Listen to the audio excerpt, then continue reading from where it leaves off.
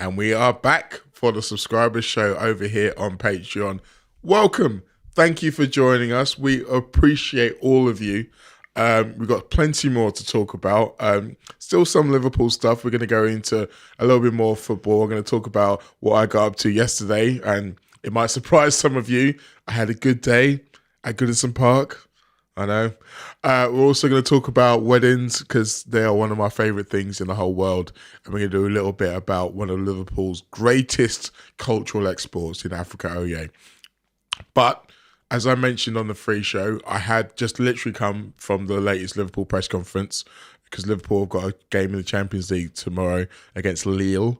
A team who are on a 21-match unbeaten run. Haven't been beaten by anyone since September. But Liverpool don't actually need to beat them. Just 1 point will secure Champions League qualification. And first of all, before we get into any of the other stuff, we all really wasn't sure what this new Champions League format was going to be like and how many points it was going to take and so many permutations at the start of the season, crunching numbers. Turns out all you need to do is just win all the games. Yeah. I love that. It always reminds me, whenever we do that, someone was doing it the other day, who did a say, it was Ian Salmon on one of the Anfield Raf shows, and he just said something like, and you just, at the end of the day, just, if we score more goals than them, we'll win. Or something like that. And Neil laughed and joked, and he was like, I know that's a very obvious thing to say, I can't remember the context, and it always makes it laugh, because my mum always says stuff like that to me, like, I hope we win. Like, yeah. You don't need to say that out loud, Mum. We all hope we win. I love it when you can just boil football down to that. Yeah, just fucking win the games. But yeah, you're right. And it's funny, isn't it? Because Slot referenced in his press conference that, and I do want to chat about press conferences with you. It's hard to judge the whole best team in Europe, best team in the world thing because we've all played different teams. Yeah. And he said some teams get, and I do like the way he said it, because you could get a luckier draw, and then he just went sort of to the side.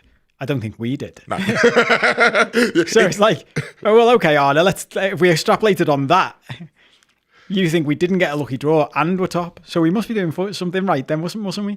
But he's right. I do think there is the home and away thing in this bit because we played Leverkusen and Madrid at home, which is very different in Europe to playing them away.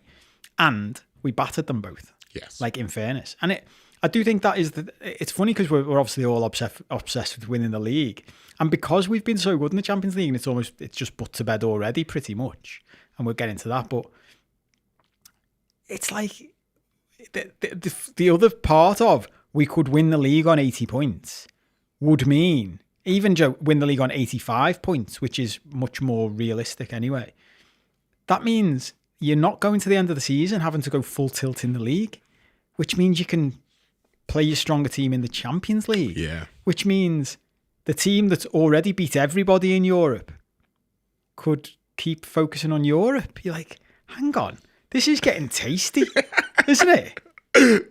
And no one's mentioned quadruples and trebles and stuff yet, or doubles even, because I think we've been so stung by them in Klopp era.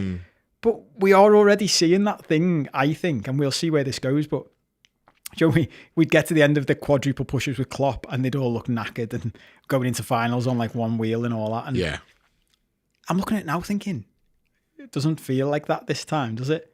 It feels like we'd be going into the end of the season really powerful and fresh. And if you're any other team in Europe, do you want to play Liverpool? Not at all. Because when he's saying about the way the draw goes, winning the group winning this stage doesn't necessarily mean anything because you're going to get in PSG. And I was laughing to myself thinking, yeah, well, there's one side in that. If that draw comes out, there's one side's more disappointed than the other, isn't there? I'm not sure we're going to be worried about playing PSG, but they'd fucking be worried about playing us. Yes, they will. Wouldn't they? And I think it's weird because obviously there was a point when we beat Real Madrid where we were thinking, well, maybe we could, take them out of it completely. I mean, to be fair, I was thinking this. I'm not sure many other people were thinking this, that we could maybe take them out of contention completely. But obviously Real Madrid are Real Madrid and they have recovered and it looks like they are still going to be in and around the playoffs places. I think they are currently 20th and you need to be in the top 24. And so the idea that they would be overtaken by 5 teams, I think is unlikely because in fact, they can only really be overtaken by a maximum of 5 teams. So Real Madrid are going to be in the playoffs, which is not great news for people who know that eventually we get to March and April and suddenly they look great again. But it's even worse news for some of the other teams who are going to be in the playoffs, who could be Manchester City, for example. Yeah. I still think that there's a chance that Man City and Real Madrid, if Real Madrid do well enough to bump up the table, could still end up meeting each other. And just the fact that we just get to observe those playoffs, we get to sit back, nice little glass of something nice, be like, ooh, some football. Nice. Yeah, let's watch these two kick lumps out of each other, shall we? Yeah. While we're just sitting off and looking at it very nicely. But yeah, as I mentioned, we only need a point from this to qualify it in the top 8. But there is also the idea that Liverpool could go through and win 8 out of 8. Slot didn't really think it was that important, but I'd kind of like it as an idea, even if it meant that we didn't have to exert ourselves for it. We could still maybe use these games where we don't need to win to maybe play some other players and kind of rest a bit. But if we beat Lille, who, as I mentioned, haven't been beaten since September, we're going to PSV. Now, you can say what you like. The former Feyenoord manager wants to go to PSV and win. Mm-hmm. So if we win tomorrow, then 8 out of 8 is very much on. Mm-hmm. Yeah, and I think as well, I've got this thing about football seasons that you're always going to lose games of football at some point. So what you want to do, if you can hand pick when you... I meant to look this up, but I didn't. What's the longest unbeaten run anyone's ever done? Yeah. And it's it must be 30-something games, I'd say. So the reality is, just history tells you, when you get to that sort of region, but it usually, if you get to mid-20s like we did, you're probably going to lose a game soon. And what you want to do, if you can, is hand pick the games you lose. Right. So if you could hand pick a game for Liverpool to lose in a big long run to then kick, because what that does is reset the run. Yeah. Because then you can go on another 25 game unbeaten run. The game you want to lose is Spurs away in the Carabao Cup by 1 goal, because they're a fucking basket case. We're going to talk about Everton in a minute. And the chance of overturning that, you've still got a really good chance of doing that at Anfield. But that resets it. What you don't want to do then is lose again in a big game like this at home, because actually winning this game and then beating PSV, there is just something psychological about going into the knockout stages going, we won every fucking game. Yeah. Fuck your draw. Fuck your luck. We're fucking brilliant. We'll still be top of the league at that point. And then all of a sudden you put on, on the agenda, how the draw looks, how they put it together. And it's funny when you see it like that, all of a sudden my brain just went, we could easily win that. Yeah. It's only 4 more rounds. Yeah. It's literally 2, 4, 6, 7 games. And the form we're in, the way we play football, 2-legged games with the Anfield factor, with the Champions League factor for Liverpool, no one's going to want to play us. No. And if we get into the semi-final, final stage and the league's already wrapped up, which, and we're touching wood here and I don't want to curse anything, jinx things, and people blame me for it, which has happened in the past. I promise I don't have that level of power or influence. Because if we did, you'd know about it in other ways. Yeah.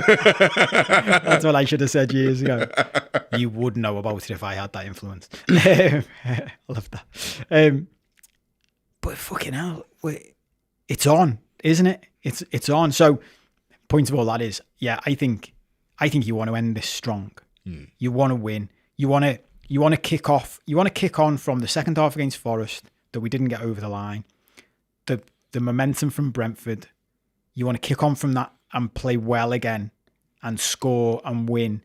And to pick up the Darwin Núñez chat from the main show, if you can get him into a bit of form here, especially with Jota being out, you just, those little things happening, because Mo's having his little dip, which you mentioned this on the main show and we didn't get into it, but I was only thinking this over the weekend. Do you know, everyone was like, the trajectory he's on with his numbers are just like off the chart, like nothing that's ever been seen. Rio Ferdinand showed it on that thing we mentioned, didn't we?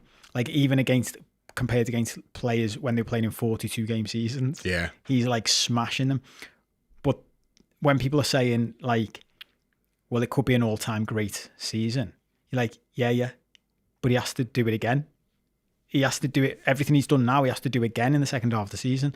And that's why they are all-time great seasons, because it's not a fucking foregone conclusion that just because he did it for the first half, he did it for the second half. What we've actually seen traditionally is when he starts like this, he dips at the end. Yes, he does. But there's a big but in this, isn't there? Which we touched on in the main show. The way Arne Slot's playing him is not the way Jurgen Klopp played him. The way Arne Slot's playing him is very much, you stand there, mate. Yeah, isn't it? All of his defensive numbers are down. And also, the other thing that will absolutely help him is, you mentioned Darwin Núñez getting a goal. Chiesa. I'd love to see Chiesa score tomorrow. Yeah. So he's got a couple in the bag. More minutes, yeah. One other thing I wanted to reference, you mentioned the unbeaten run, and when you lose your game, particular game. Bayer Leverkusen, last season, they lost one game the whole season, and it was a European final. And that game was the difference between an all-time historic treble-winning, no one beating you, an unbeatable season, an unbeatable season. I don't care who you are, what league you're in, what you're doing. That season would have ranked above anything and everything anyone else has ever done. The whole season, 3 trophies, 0 defeats. But just that one more game, they just couldn't handle it. They ran into Ademola Lookman, who was in lethal form. So yeah, there are good wins, there are good defeats. I want to shout out to Ian here in the comments who said, campaign to get Moa, trust me, I'm a DJ mug. I'm very much into that campaign. One of the new subscribers is my girlfriend Lindsay, so if you're watching, hey, I know my birthday's about 10 months away, but still, it's better than a Mark Clattenburg mug. Well, who was it? Is it Ian, did you say? Yeah. Make that comment. Ian, this was a gift from a subscriber. So just saying, you have it within your gift to make that happen. And if I did receive such a wonderful gift, then I would use it on the show, and I would definitely reference whoever gave it to me, and I would be eternally grateful. Just saying. There you go. There you go. I want to ask you then, because I'm sure I know there's other bits you probably want to get into, but I've been dying to ask you this, like, because I love it when I hear your voice in the press conferences, and I love the way Slot treats you. Like, I just love his face. So I wanted to ask you, like, what does it feel like? Because so many, James Pearce was the perfect example, wasn't he, last year? Yeah. And I know it must be different dealing with Slot than Klopp. And especially, I always give Klopp this credit of, like, there's a massive difference between having done it for 9 years to still being in your first season. Absolutely. First half of your season, for freshness and jokes and stuff. We're going to come on to talk about Postecoglou, aren't we? Yes. Fucking hell. Post the boy for that. Talk about contrast. He hasn't been there that long, and he's fucking hell, like a dark cloud everywhere he goes now. But it always makes me smile. So I wanted to ask you, like, what does it feel like that you're his like go-to stats guy? Does it everything when he's doing it? I always feel like, fucking hell, that must be pressure. Does it feel like that? What's it like? I mean, yes, it definitely is. But I mean, in general, just doing things that people notice, that people recognize, not only him, but obviously people who message me or what have you. It's great, but it's also like, okay, you got to keep it going. You got to keep it going. And you don't realize how many press conferences there are a season. There's lots. And I mean, there are some that I'm not going to be. So I'm not going to be at the PSV one. Like the ones that are away are at the ground. So I'll miss a few here and there. Mm-hmm. But that's the something you always want to give him something. And there's been times when you can sense by his answer, it's a bit like, well, no, not really. And he hasn't really, he's kind of given almost a stock answer rather than engaging fully with the answer. And you just be like, oh. But there's also been times where, like you say, he's referenced me in a question from someone else. Or you'll ask me a stat and I was like, oh, okay. And then when it came to my question, I was able to answer it. And he was just like, see, that's why you're my guy. And it's like, this is surreal. Yeah. Because you always wonder what it would be like. It's like, if I could ask the manager of my favourite team a question, I wonder what it would be. And then there are so many times where you're like, well, I mean, I'll never know, but it'd be fun to think about it. Now I know. And it's you're right. It's a mixture of pressure, but also it's a certain vindication in it, because I think he and I, in a lot of ways, not in every way, think about the game similarly. So he says all the stat stuff, but I know that he knows them as well. Yeah. Like that's the thing. It's very much it takes one to know one when he talks about that whole stuff. So I bring it on. Like, honestly, like there are a lot of worse things to be known as. And the thing I wonder sometimes, and I haven't had discussed this with any of them, is what everyone else thinks. So like some of the other lads in there who I know, so like Dave Lynch, Paul Gorse in particular, they've mentioned it to me about how, like, I think it's hilarious how you're his now his stats assistant, and like it's like you should see if he wants to got any spare positions in the team, and I'm like, well, yeah, maybe I should. Mate, it crossed my mind, honestly. I was like, because I was thinking about that, like the pressure of like, fucking hell, are you like looking up more stats now in case he turns to you? Because there was one he asked you a couple of weeks ago, like, yeah, I couldn't tell from like, because there's no mics most of the time, is there? And I couldn't tell whether like you'd just answered his question, not by his reaction. And I was like, God, that'd be pressure. If you're like, what are we on? And you're like, fuck, I don't know the answer to that one, but I want to know the answer but I did think the same thing of like, it's not beyond the realms of possibility that like stuff like that leads to would you like a position in the backroom team doing such a thing? Yeah. Do you know what I mean? Because I think I've definitely picked up that energy that like, he definitely likes you. And there's definitely like a sort of what's the word?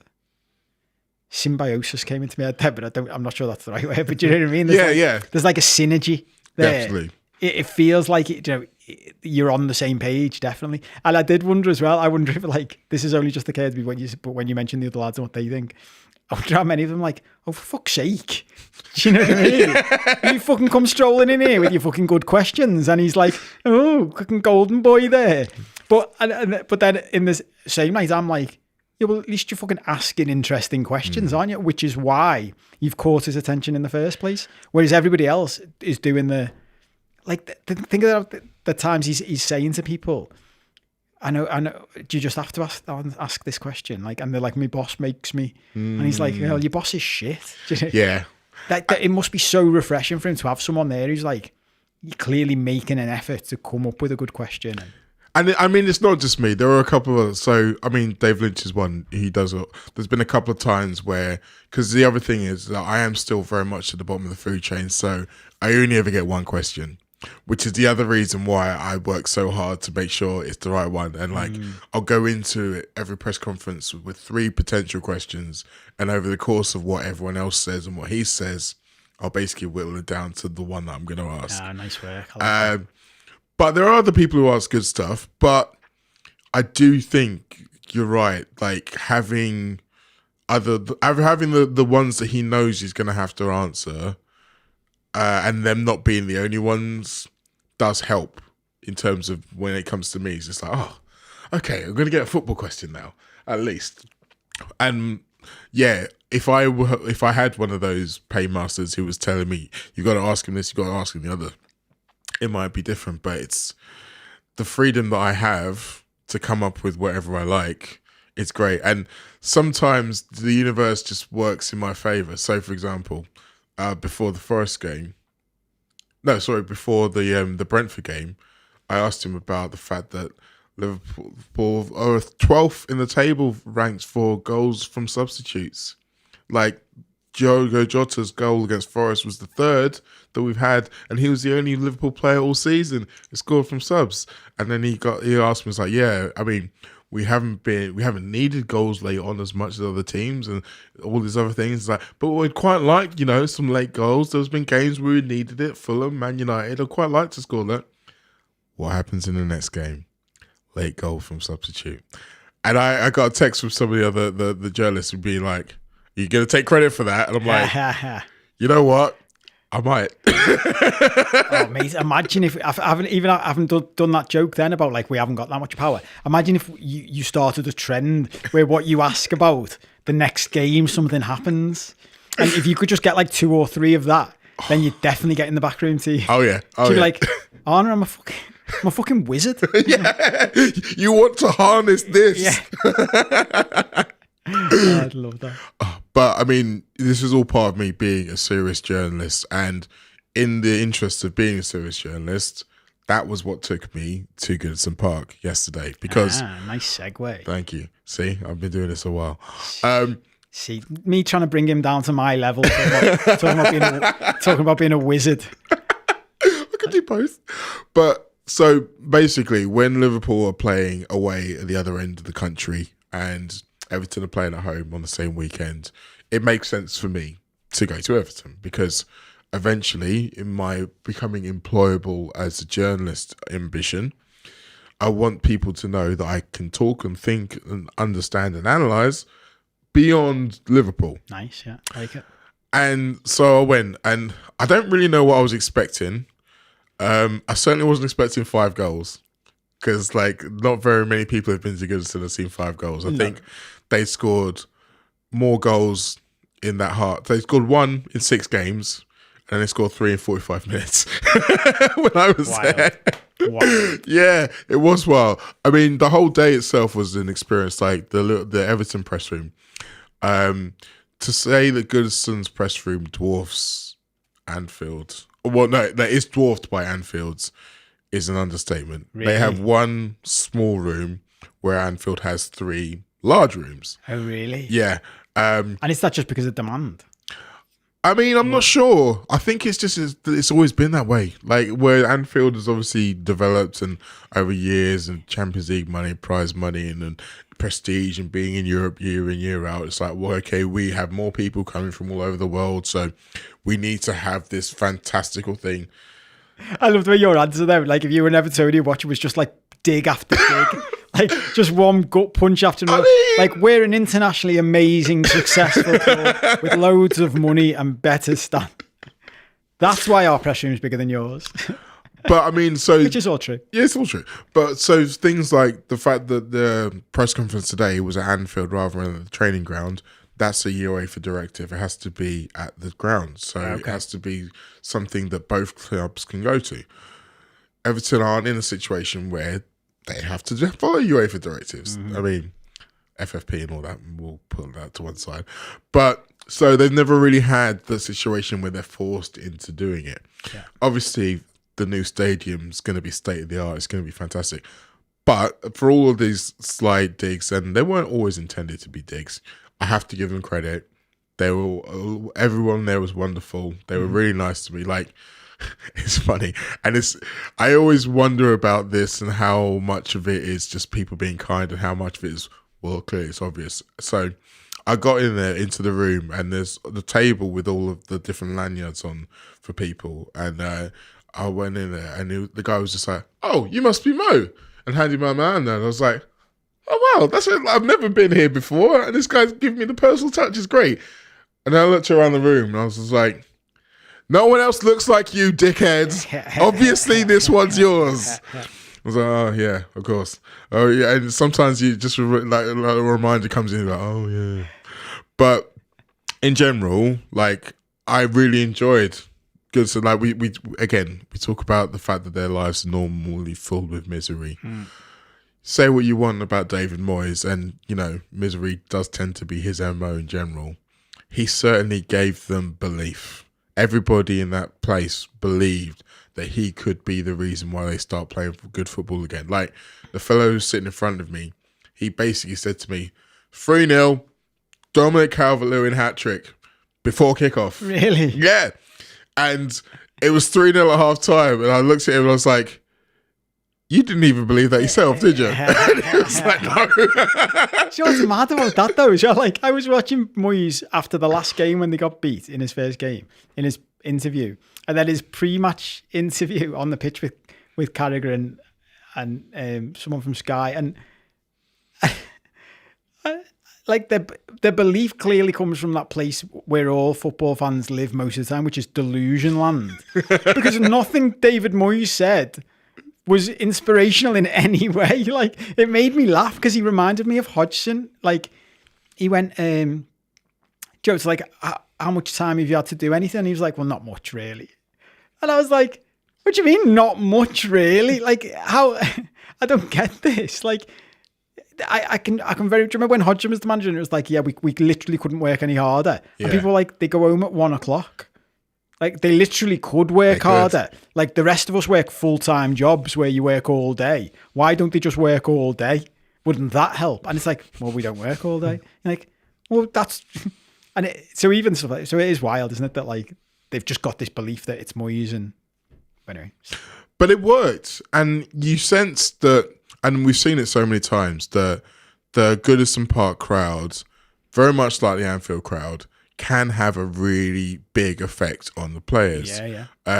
With Goodison, it tends to swing both ways more than Anfield, I think it's fair to say. Mm-hmm. But like, there was a couple of early tackles where everyone was cheering, and there was a moment Lindstrom, the winger, he beat a few people, and you just hear everyone go, "Yeah, come on!" Because again, in their situation, it would be very easy for them to just always assume the worst. But they really went out there thinking, you know what? Today could be different. Today could be our day. And you know what helped them in thinking today could be different? Spurs.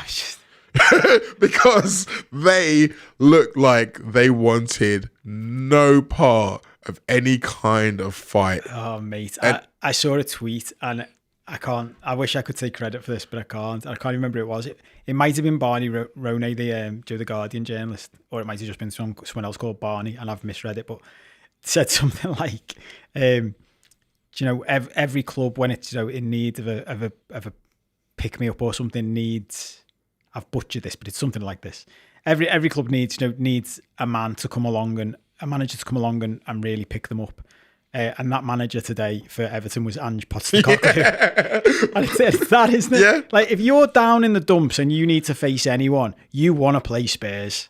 Well, I mean, they're called Dr. Tottenham, they're called. Because this is the thing. Like, anyone who's having a bad run plays Spurs and suddenly they come out of it. And it's been going on for a long time, and people talk about, oh, it's just Spursy. Well, this is a part of it. It's that they are reliably unreliable. And I think I went into the game looking at this team sheet and it's like, okay, well, they finally picked two centre-halves who are actually centre-halves, so maybe they should be better defensively. But then Archie Gray, who, bless him, had been playing centre-half when he should be nowhere near. Like, he's a midfielder, occasional right-back. And was like, oh, well, no, we'll put you at right-back, and then we'll put the right-back at right wing, and then we'll put the right winger into midfield. And it was just like, so you could have just made the team proper. You could have made the team as they're supposed to and have everyone comfortable in their roles. But you just had to fiddle with it again. And for most of the first half, the right winger, who should have been a right back, Porro, was just basically standing out of the wing, just like, give me the ball. Any chance of the ball? Any chance of the ball? Can someone find me with the ball? They just couldn't find him with the ball. And so Spurs, as we sit here, and we spoke about Man United being in 13th and how joyful that was. That game kicked off with a team in 15th versus a team in 16th. That's still the case, but now there are only 4 points between Spurs and Everton. And I say Everton have technically got a game in hand, but that's against us, so I'm not going to give them that one. Yeah. But 4 points. And when you think about the fact that Everton have been in relegation threatened since the beginning of the season, and Spurs are literally in Europe. Favourites. They were favourites for the Europa League at the start of the season. Yeah. And they are now in 24 points, 12 defeats from 22 games. And they've still scored more than anyone except us, which is wild. But they've conceded 35 goals. So they've got a goal difference of plus 10. but the team directly above them, West Ham, have got a goal difference of -16. That sums up how mad Spurs are, doesn't it? Yeah.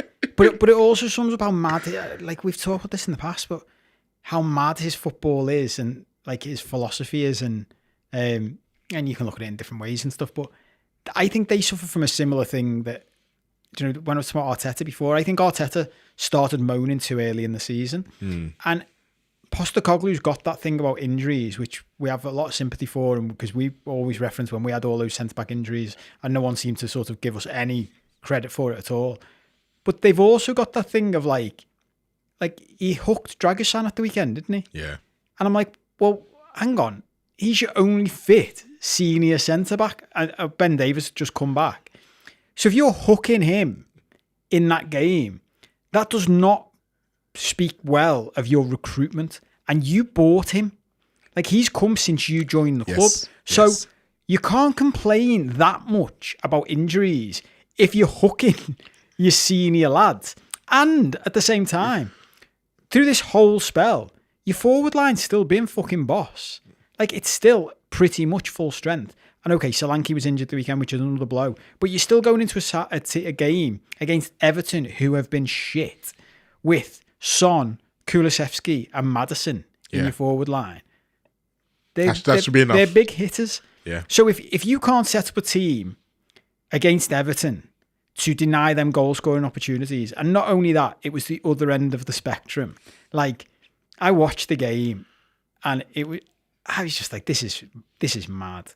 Like, Everton, for months, literally can't create anything. And all of a sudden they're playing Spurs and they look like Brazil. You're like, well, that can't be. Moyes, by his own admission, hasn't done much. No, exactly. So that can only be because Spurs are so shit defensively. And that is it, isn't it? Yeah. There were wide open spaces. So the amount of times there was just one ball over the top, and then suddenly Calvert-Lewin's running towards the goalkeeper and there's no one else around him. He's like, but what? And it's like, oh, well, he must be offside. And you look back at it and it's like, no, he's not offside. He's well on. Yeah. And I mean, frankly, they were lucky it was him and not someone else, because he only scored one. And he took his goal very well. I have to give him credit for that. Yeah, but he absolutely messed up at least two more chances. He should have had a hat-trick. He should have made the fella right. He should have had his hat-trick, but he couldn't and didn't. But I want to kind of focus a bit more on Spurs and Ange in particular. And we mentioned it earlier. When he first arrived, he was very much the breath of fresh air. He was the kind of cool, take it easy, that Aussie kind of laid back charm. Everyone's thinking, wow, it's so refreshing to hear a manager talk the way he talks. He's a good guy, Ange, isn't he? Honestly, that post-match press conference, some of the journalists were complaining because they'd basically look, what normally happens is you put your phone down right in front of them and you record what he says. And they were getting their phones back and they were like, I can't hear it. He was literally mumbling. He was like, oh. Really? It was just really really mumbly, really low, really depressed. And whereas sometimes in recent times he's been a bit prickly, a bit spiky, he hasn't really it felt like he's had a bit of aggressive nature, a bit fight to him. This just felt really sad. Yeah. Just like, well, I'll still take responsibility for this, and I'm still determined to get us out of it. And he was saying the right things, but the way he was saying them, it was just like, I don't believe these words. And you talk about what normally happens when a team is bad or when a team's on a bad run. It's not the players who end up getting the blame because they are unsackable. It's not the chairman because, well, frankly, he's the one who's got the money. He's the one making the decisions who goes. It's the guy in between those two who ends up going. So as much as the fans were chanting, we want Levy out, it's most likely going to be him that ends up leaving. But the question is when. Do you think that he's going to be going soon? Do you think that they'll give him the end of the season? But what will the end of the season look like if he stays there? I think they're in that mad position, aren't they? A bit like Man United, where at what point, and it was interesting that the fans, and it was audible on TV singing about Levy. And if you're Levy, I mean, it's funny that, isn't it? Because if I'm Postecoglou and the fans are singing they want Levy out, and Levy's my boss, who's in charge of whether I keep my job, I'm thinking, shit. Yeah. Because the fans aren't singing for me to leave, but if Levy knows he's coming under pressure because I'm losing games, there's only one way that's ending. Because as you say, there's one fella who's got all the money and one fella who works for the guy with all the money. And at the same time, Levy's put himself in that position now a bit like United, where, well, are you just going to keep changing the manager and blaming the manager? Because you've run out of that, surely. Yeah. At the same time, they have had shitloads of injuries. So there is an argument for, we'll just stick with him, because if you get through this, and what he says is right, that, you know, when he's got all his lads back, this will have done them loads of good, because the likes of Gray and Spence and all them have got loads of experience and all the rest of it. Bergvall's only young, isn't he? There's the young winger who came on. I can't remember his name. Mikey Moore, yeah. Who you know, did all right, set up a goal. So there's all of that. And at the same time, a bit like with Man United, there does come a point where it's like, well, we could get fucking relegated here. And the way you play footy, mate, like, is great for the neutral and it's great for the entertainment and all the rest of it. But we are just getting twatted by teams at times. I don't know, like, most roads lead to he gets sacked and they bring in someone who just plays this type of football that gets them through the season. Yeah. That's where logic tells you it'll go. But whether Levy will just take a different route for once and think, we'll just give him the thing is, I don't know what their injured list looks like. Because the big one for them is Mickey van der Ven, isn't he? Yeah. Like, let's say he's back in the next few weeks, there's an argument for, well, he's really important for this style of footy. So if we can get him back and fit in the team, let's see what happens. Because we don't want to sack another manager if we can avoid it. No. At the same time, I saw they were getting licked with buying a striker. And you're like, lads, if you go out and buy a striker, seriously, I think there's an element of the John Henry quote of what are they smoking over at the Emirates going on. Like, if you buy a striker now, you're mad. Yeah. Like, I'm not sure what you're talking about. But I don't know. I'm with you that I used to say this about Klopp, in fairness, that, and you know, Klopp is an all-time great manager. And at the same time, when a manager is so emotional, when his emotions are on the downward slope, that's going to negatively impact his team as much as when his emotions are on the upward slope, it's going to pick them up. I think so too. When your manager is like that, and you know, to the extent of you're saying in that press conference, and like I said, just watching him on telly, he looks like a dark cloud. That is not good for morale inside a camp, is it? Because your players are looking to you to say, and if your demeanour is basically like, well, yous are just all shit, and you're there going, well, to be honest, mate, the way you've got to set us up, the way you set us up, just leaves us exposed all the time. Well, surely you lose the dressing room in amongst all that as well. And the only bit of positivity that they've had in recent times is beating Liverpool, getting to, well, taking the lead in the first leg of the semi-final. And in true football tradition, that thing that always seems to happen that really is unexplainable, there was something on social media, it looks like it's an Instagram post, where someone has started the Spurs fan park, pre-register now for exclusive early bird tickets for the Carabao Cup final. Here's what you're waiting for. Giant screen streaming the match live, mouth-watering food and drink, electric pre-match entertainment. Our last cup final event sold out in record time, so pre-register now to secure your place. Don't be left out when history is made. So, look, I'm not naive enough to know to say that obviously when you're making plans like this, you have to do things in advance. You can't just do them on a whim. But they didn't need to publicize this. They didn't need to be selling early bird tickets. They could sell your early bird tickets the day after the second semi-final when they secured their place in the final, because there's still a month from then to the final. All this does, and obviously it's going to get back to Liverpool fans, and de facto means it's going to get back to Liverpool players. This thing will find its way into the dressing room, and it will be a discussion. I'm not sure they pin things to notice boards. I'm not sure they have notice boards anymore. They've got a bleeding coffee shop in there. I don't think they need notice boards. Imagine if they still did have notice boards with those little pins, like a cork board. Imagine that in the middle of like the futuristic Anfield dressing room that's there now. Everyone's like, "What's this? It's the notice board. What for? Well, for when we have to pin things to the notice board. You know that saying? They'll pin that to the notice board. So that's what that's for." But the reality is that why would you give them this extra motivation? We probably didn't need it, but why? It's insane, isn't it? Like, even as you were saying that then, I was like, they literally could have had that post drafted and press send at full time, like on the whistle. Yeah. If they get through, they could that's how, it's a fucking social media post. Just press send then. Just post it then. Press send. Like, sound like a proper middle-aged man. Post it then. It's not like I've seen, we've been criticised in the past when, footage has come out of the buses that have been painted for things. And I'm like, sorry, everyone. Do you think that those buses like take an hour to paint?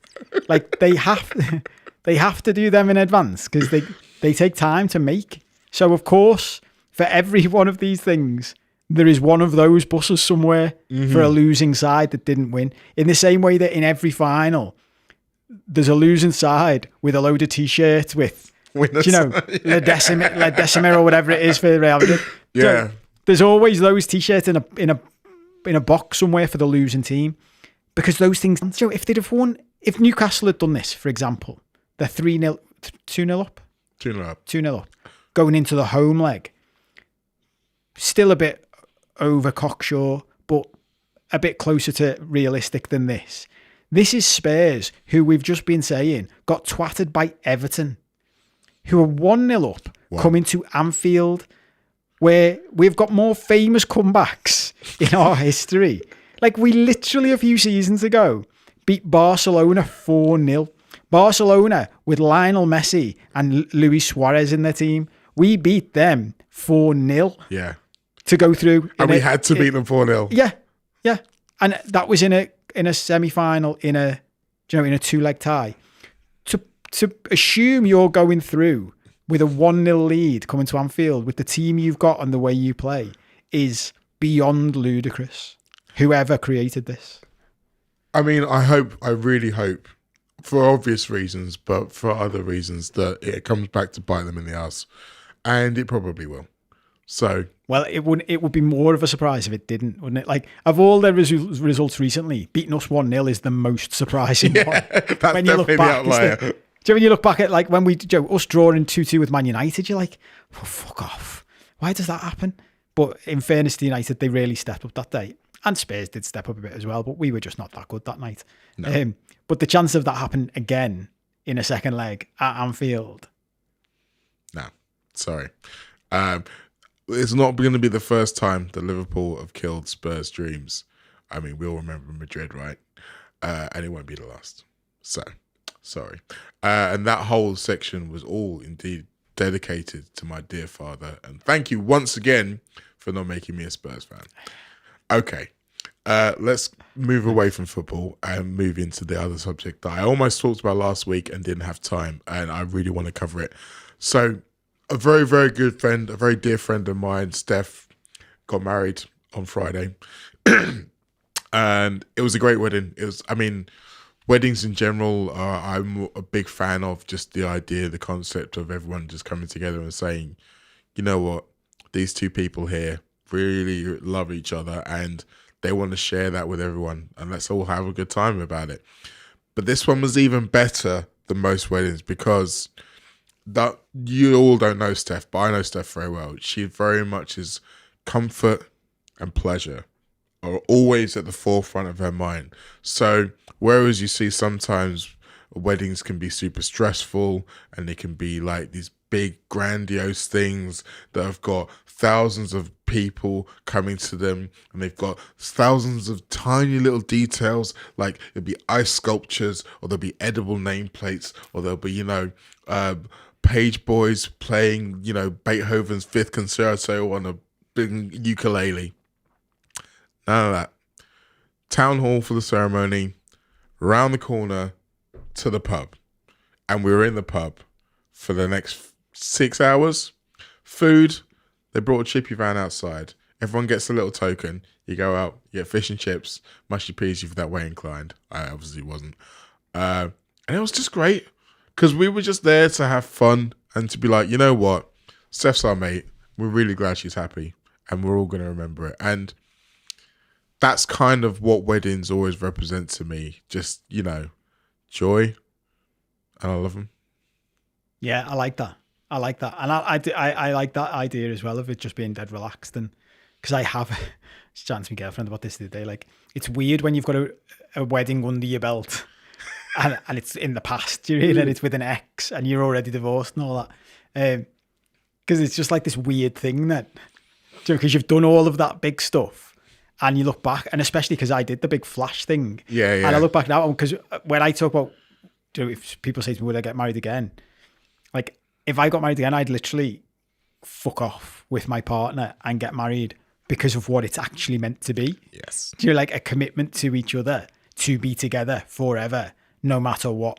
Like, that's the point of weddings. And I think the vast majority of people just fucking completely lose sight of that, Yes. including me in my marriage many years ago.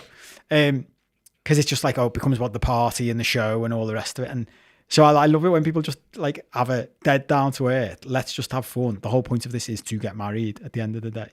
I love that. But you one of the reasons you put this in was like DJing, wasn't it? So did you DJ, or were you just there as a guest? So they didn't need me as a DJ, which is actually quite a relief because I normally DJ every Friday night, and I actually had the night off, the first Friday off in a while. It was great, but that's because Steph, she knows quite a few people in music. She's been basically going out to gigs.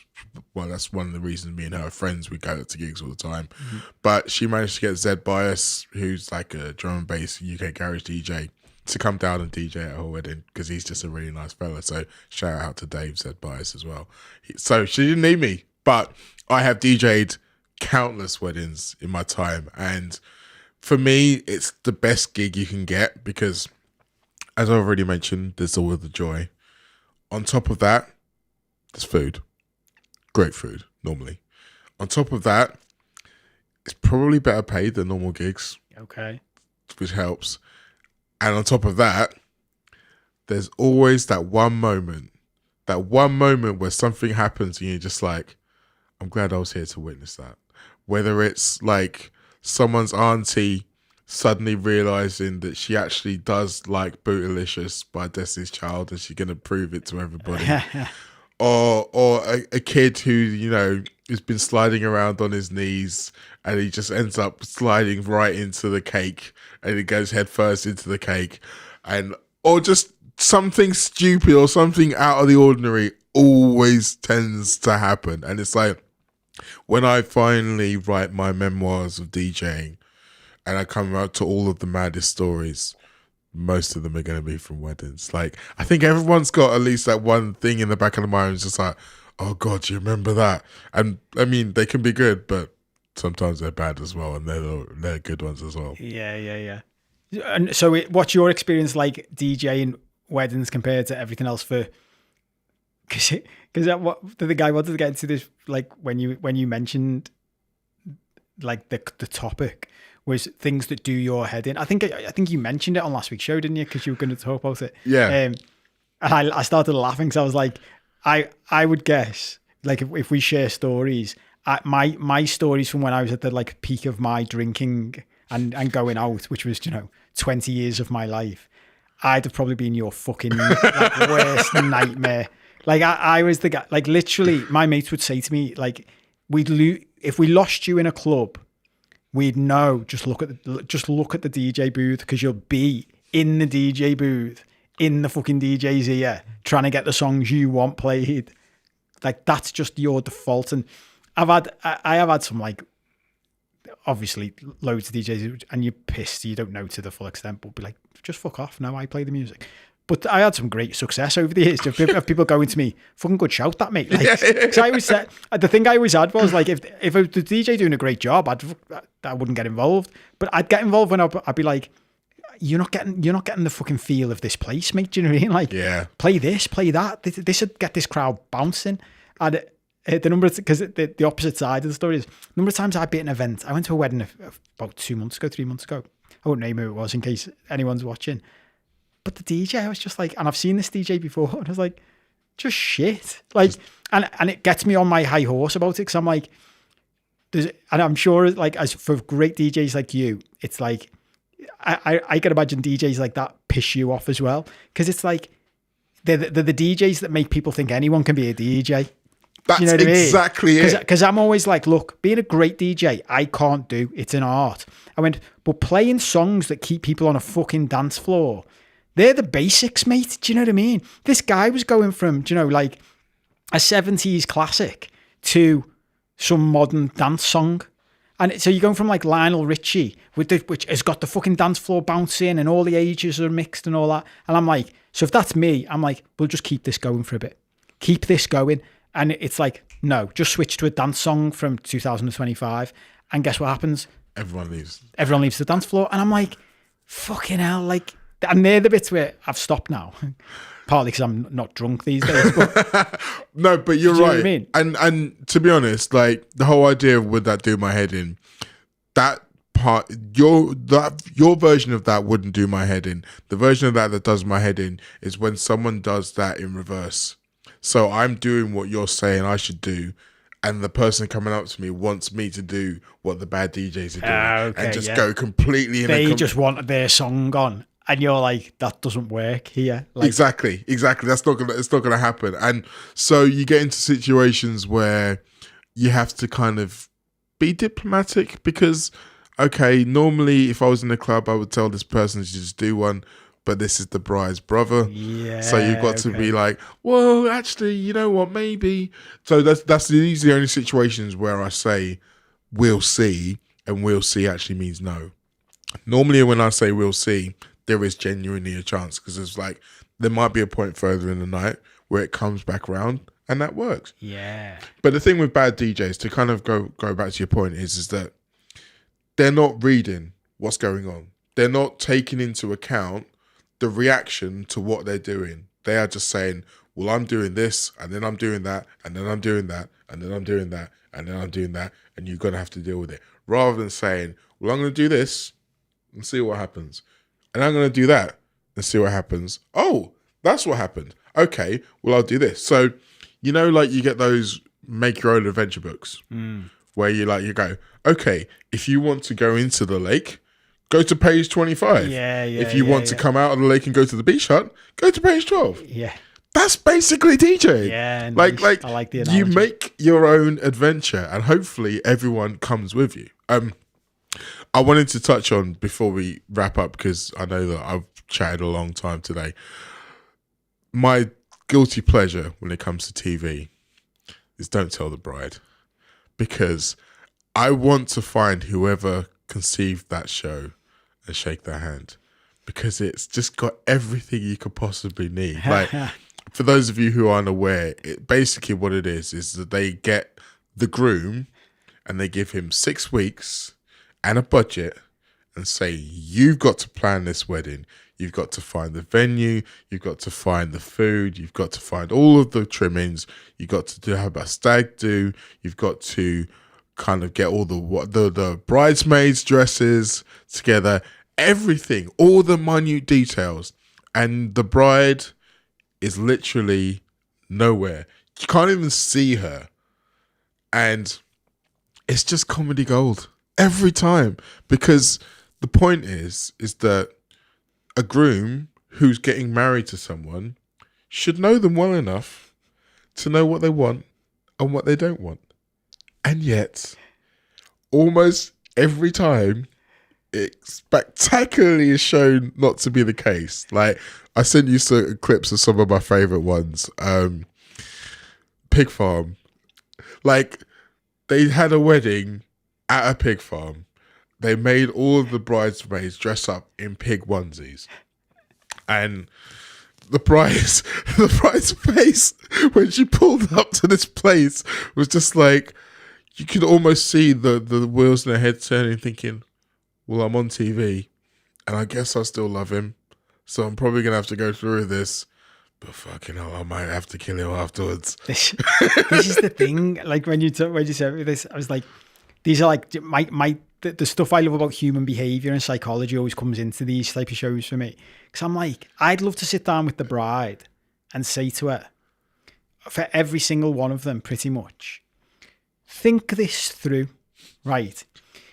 If you were marrying somebody who I would put me in this category, I would put you in this category, who could be trusted to come up with a lovely wedding that hits all the right spots, all the right notes, because he knows you intimately and he knows who you are and you're connected and, he's a trustworthy, reliable guy.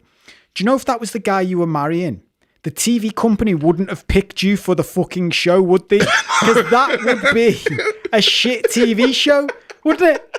Don't Tell the Bride. And what happened? It was a dream day because her partner knows exactly what she'd like. Well, no one's going to watch that. What are they going to watch? The one where the fella does it at a pig farm. The one where the fella does it at Thorpe Park. I said to you when you sent them to me, just the headlines on YouTube are the best. The one where the groom spends all his money on a stag do in Thailand, they're the ones they're going to pick. So if you get selected for this, actually the first thing you should think is, maybe you don't want to marry this guy. Yeah. Because it's not the guy that's fucking reliable, is it? No, or you're just going to have to kind of come to terms with the fact that whatever happens, it's going to be a shit show. Yeah. So the Fort Park one, it's got some absolutely legendary classic lines like, "Why am I at Fort Park on my wedding day?" Which is like something that my girlfriend quotes to me all the time because she's a big fan of the show as well. But there was just so many moments in that where it's like you can just see in her mind, she's just thinking, "Well, my perfect day's all going horribly wrong." But it's like you say, it's just like, you should have known. You you should have guessed this was going to happen. Like, even in your best version of what you think that this man you're marrying is capable of, there's going to be a bit of pain. Yeah. And so the one at Fort Park, he did actually manage to bring it back because she wanted a wag wedding. And the setup was like they had a couple of thrones. They had like this weird chaise lounge thing. And eventually she kind of came round. And this is the other thing about the show is that more often than not, the last scene is the bride saying, "Oh, you rotter, but I love you anyway." Because it's like, that shouldn't be enough to kill the whole relationship. Yeah. However, there are times when it does kill the whole relationship. Really? Yeah. There's a couple where... There's one that I saw where the bride just decides she's not having any of it. She's like, "I don't want any part of this." But the favourite one is that there was one where the bride found out. So, and this says a lot about her compared to him. She had access to his emails. And I don't know I think he left his iPad behind at her house or whatever. And she saw the emails of like him planning this trip to Paris. And she saw the guest list of who was going to Paris and who wasn't going to Paris. And she made it known through her friends who was dating one of his friends that like, there's no way that her little brother isn't coming to Paris. And then suddenly on the show, he's like, "You know what? I've had to think about it. I should probably invite her little brother to Paris." And so then the producer got wise to it. And they basically called them in for a meeting, and like him, his mate, and then two of the bridesmaids. And it was just like, "Be honest, you know about this, don't you?" And then a couple of them were like, "No." And then one of them was just like, "Yeah, we know. She knows as well." And they just shut the whole thing down. So they basically stopped the program because they were like, "Well, the whole point is don't tell the bride, and you've told the bride. Like, we have no show." I love it. Just genius. Absolute genius. For those of you out there who have never seen Don't Tell the Bride, it's on YouTube. It's probably on like UK TV as well. You can go back and watch it for our episodes. I would say all of you go out and do it because, as we've said, it is the absolute best of humanity and sometimes the worst. And those are really the best bits, to be honest. But I think we've done it again. I think we've got to the end of the show without going through everything. I wanted to talk about Africa Oye. We can maybe do that next week. But It's been another wild ride, another joyful exploration of the human mind, and also we gave something nice to Evertonians. So, don't say we don't give or anything. Like, I also wanted to ask you about the fantasy football, because I'm not in the fantasy football group. I should reply to your message on that saying, yeah, don't ask me about that. Since I'm not hosting the show anymore, it's like, let me just let go of it completely. Well, sometimes that is the point. Sometimes when you're not doing it is when it gets better. Do you know what? I should actually I'll check and let you know so you can report back. Like, it would be funny if my team's just suddenly started doing really well when I've completely taken my foot off the pedal. Well, we'll see. And we've got that to look forward to next week. As I mentioned on the free show, Robert will be back next week, and he will be telling us all, well, as much as he can do, about this meeting with Spirit of Shankly. Hopefully it's good news. But he will also be here talking about hopefully another couple of Liverpool wins against Lille and Ipswich. We will get you back in that chair. You never know. I might actually let you come back into this chair next time. We'll have to wait and see. But for now, once again, Copey, thank you so much for stepping into the breach. And my pleasure, I've enjoyed having you back in the room. Thank you. It's been good to be back. And for all you out there, thank you for watching, for listening. You know what to do by now. Tell your friends out there to get involved with the Late Channel. There's so much great entertainment to be had. You can get tokens to have a free little dip if you're still on the fence. There's always the YouTube show as well. So plenty more entertainment to come. We'll see you next week.